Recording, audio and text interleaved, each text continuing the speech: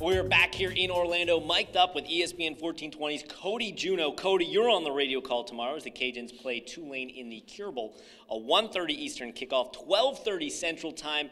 It's Tulane, it's UL, two teams so close but have to go so far just to match up. Well, it's the first meeting since 2016. The teams also met back in the 2013 New Orleans Bowl, a Cajuns victory. Tulane got the last one in 4 overtimes in Yelman Stadium. So, ironically, it's also the second time, I guess in a couple weeks, that a UL team will face a Tulane team in the state of Florida, as Louisiana basketball was able to beat Tulane a couple weeks ago. But really exciting matchup. Two teams that I think are very similar when you look at them. They both want to run the football.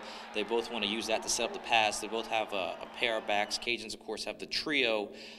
So a lot of similarities in between these two teams. Let's talk about those trio running back. I think Trey Regis, he's over 1,000 yards. But Elijah Mitchell, I think just 22 yards shy of 1,000 for the season. He's incredibly close. Yeah, and this will be the first time since 2008 that UL has 2,000-yard rushers. Back then it was Terrell Fenroy and Mike Desermo. Yeah, quarterback running back combination really made the Cajuns go that year. It was really fun to watch those two play. Of course, Tyrell Fenroy, 4 consecutive 1,000-yard seasons, was just, I believe, the 7th player in NCAA history to accomplish that goal when he did it during his time at UL. Yeah, so it'll be interesting to see how those running backs, and we can't forget about Raymond Calais. I mean, 9.1 yards per carry, still almost 800 yards. He could get to 800 yards with a good game on Saturday. He's been incredible. Well, it's a three-headed monster, and when you add what they've been able to do, especially Mitchell and Calais, in the passing game, and then you add Calais' return numbers, they're at nearly 4,200 all-purpose yards between the three of them. Just an absolute dynamite package that really makes this Cajun team go and really difficult to defend. On the other side, we haven't talked about it a lot on KATC, but Justin McMillan, just a couple months ago, he was in LSU's camp trying to compete for a starting job. Then he transfers, and he takes over the starting role after a few games, and they've been 4-1 with him. Yeah, that's it. 4-1 really turned their season around. It didn't look like they were going to get to a bowl game. In fact, they just had that one loss, which was where they were at from a 6-6 standpoint.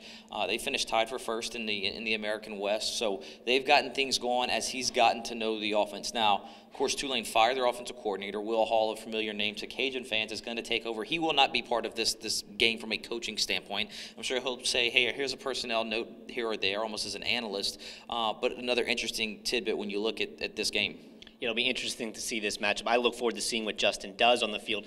But when you look at his numbers, he hasn't been necessarily flashy or extravagant. He's just been a quarterback. Well, look, I think at the end of the day, there's a reason that they made the change at offense coordinator, and things were not clicking. This is also not a traditional Willie Fritz offense that maybe Cajun fans are used to seeing when he was at Georgia Southern and Louisiana was battling them in the Sun Belt. So they're going to, again, these two offenses I think will look very similar tomorrow.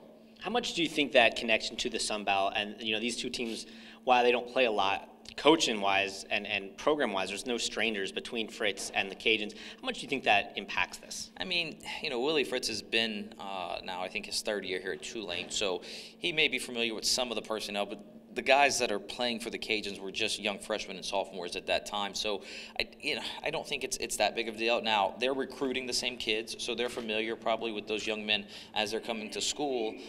So, maybe a little bit. But, again, you've got a first-year staff with Louisiana and Billy Napier.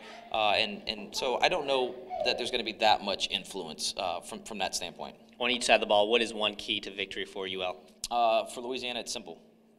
Win and dominate in the trenches on both sides of the football. Tulane's going to want to run the football. The big guys up front, Benny Higgins and company, Zion Hill, it'll be interesting to see if he's able to go stop the run offensively. Those 5 guys up front, let them make their way. Let those 3 backs find the holes. If the Cajuns can run the football, as I mentioned, can set up the passing game. I think Louisiana will have a good shot to come out on top. Well, running the football has been an interesting topic against Tulane. They've allowed 3 teams to run over 250 yards in a game on them, but they've held 4 teams to 102 or less. It's feast and famine for Tulane's defense. Yeah, but again, I think with the backfield that the Cajuns possess, and you saw what they did at App State a week ago, they're not afraid to go out and run the football on anybody in the country. I mean, they ran for over 100 yards on Alabama. So, again, if the 5 guys up front can have their way, create some holes, we know what Regis can do, we know what Mitchell can do, and we know what Calais can do.